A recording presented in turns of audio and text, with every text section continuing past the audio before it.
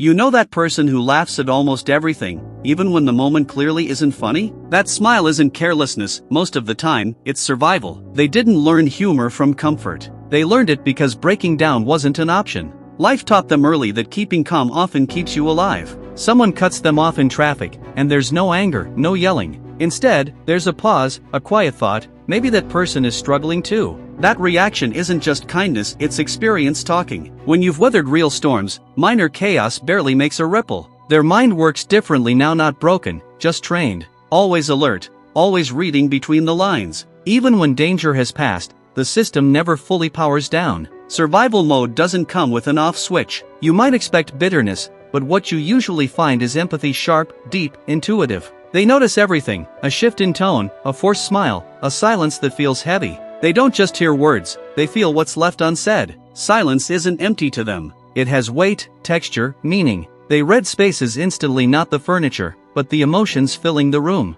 Pain, strangely, gives them clarity. Life feels sharper, more alive. Small moments hit harder, a soft laugh, a quiet sunset, a fleeting glance. Psychologists call this post-traumatic growth, not bouncing back, but moving forward differently. Relationships deepen, priorities crystallize, but nothing comes without a cost. Their body stays on alert. Threat detection never sleeps. They sit facing doors, plan for emergencies. That's not paranoia, it's memory stored in their nervous system. They downplay their struggles, always. Saying it wasn't that bad has become instinctive. Vulnerability feels risky because survival once depended on denial. I'm fine becomes second nature. Relationships can get complicated fast. They are fiercely loyal and will show up for anyone. But ask them to lean on someone, and they often retreat. They crave connection but fear dependence. Closeness once carried consequences, so self-reliance became habit. Outwardly strong, inwardly lonely. Change doesn't intimidate them. They've rebuilt before.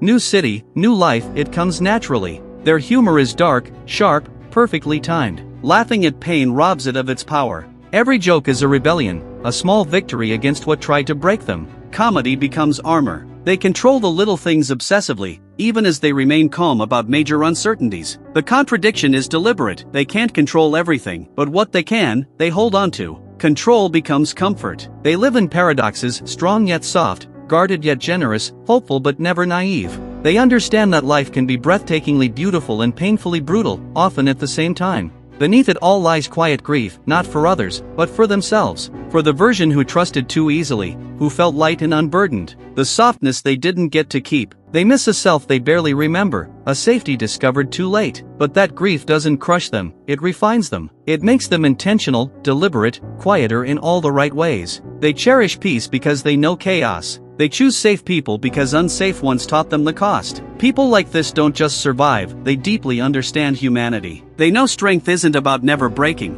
it's about rebuilding differently. Their pain becomes awareness. Their survival becomes wisdom. They become lighthouses, weathered, not untouched. A lighthouse shines not because it avoided the storm, but because it remembers darkness. That's not just psychology, that's lived truth.